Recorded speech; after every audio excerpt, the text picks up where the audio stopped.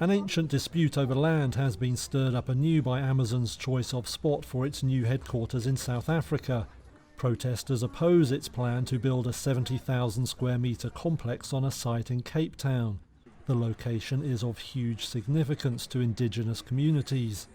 500 years ago, the Khoi and San peoples drove back Portuguese raiders on this spot. A century and a half later, it was where Dutch settlers launched a campaign of land dispossession. Now protesters want the history marked, and not with an Amazon office. Torek Jenkins was among leaders of a protest march.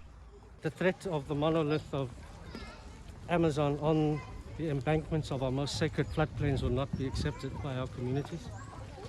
This is a place where the first frontier wars were fought. It is a ground zero precinct. And what we want is a World Heritage Site. The riverside property was previously home to a golf driving range and bar. A small plaque is the only indication of its importance. But it's now set for a major development, with Amazon as the anchor tenant. It's been approved by the city's mayor, but opponents aren't giving up.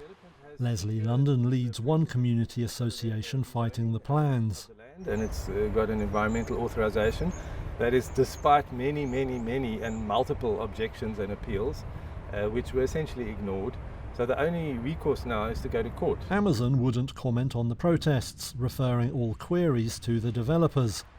They say the project will create thousands of jobs and feature an Indigenous garden and heritage centre.